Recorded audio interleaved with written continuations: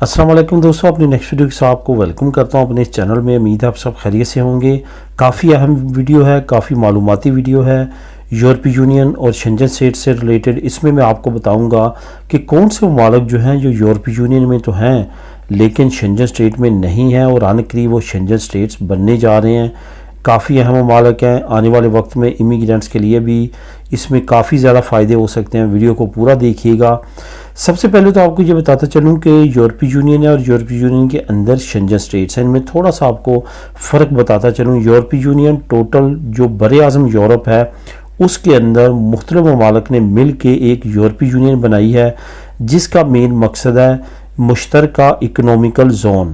یہ قطر مقصد نہیں ہے، اس کے علاوہ کوئی اور کہ ویزا فری یا اس طرح کا، وہ یورپی یونین کا مقصد نہیں ہے۔ صرف اور صرف یہ مقصد ہے کہ مل کے اکنومیکل جو اچیومنٹس ہیں وہ حاصل کی جائیں اور اپنی عوام کو زیادہ سے زیادہ جو ہے وہ سہولتیں پرووائڈ کی جائیں اور ان کا معیار زندگی بلند کیا جائے۔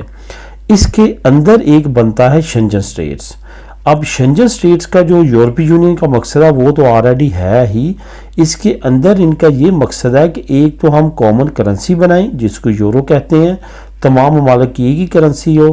اس کے ساتھ ساتھ جو بارڈر ہیں وہ بھی ختم ہو جائیں، یعنی کہ ان کے شہری ایک جگہ سے دوسری جگہ جا سکتے ہیں، بلکہ جو غیر ملکی ان میں سے کسی ایک ملک کا ویزا لے لیتے ہیں وہ دوسرے ممالک میں بھی جا سکتے ہیں بغیر کسی روک ٹوک کے۔ یہ بہت بڑی ایک اپرچونٹی کے طور پہ شنجن اسٹیٹ کو دیکھا جاتا ہے کہ اگر آپ کو کسی ایک ملک کا ویزا مل جاتا ہے، خواہ وہ وزٹ ویزا ہو، فیملی ویزا ہو، ورک پرمٹ ہو، تو آپ ایزیلی دوسرے ممالک میں گھوم پھر سکتے ہیں، سیر کر سکتے ہیں۔ اگر وہاں پہ آپ کنورٹ کروانا چاہیں ورک پرمٹ کو وہ بھی کروا سکتے ہیں۔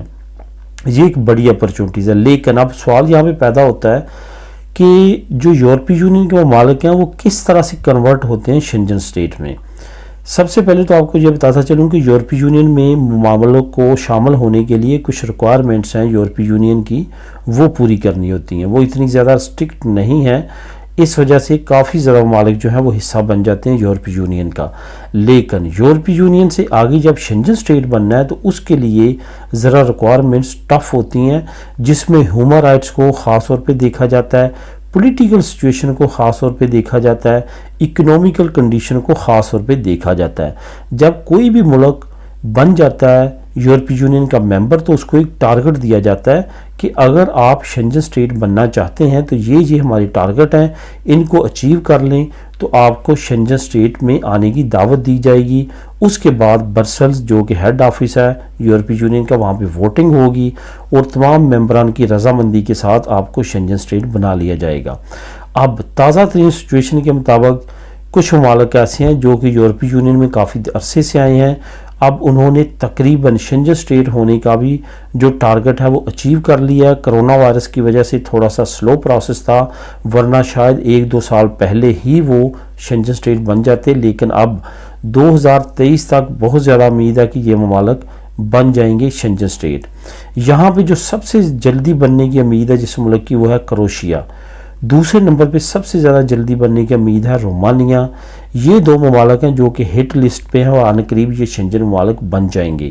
اس کے ساتھ ساتھ بلغاریہ اس کے بعد لسٹ میں شامل ہے، جو کہ کافی زیادہ تگ و دو میں ہے کہ وہ بھی اپنے ٹارگٹس اچیو کرے اور وہ بھی شنجن اسٹیٹ بن جائے۔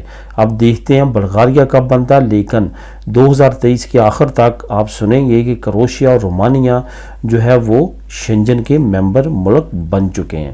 تو دوستو یہ تھی آج کی اہم انفارمیٹو ویڈیو۔ ملیں گے نیکسٹ ویڈیو میں نئی انفارمیشن نئی نیوز کے ساتھ۔ اللہ حافظ۔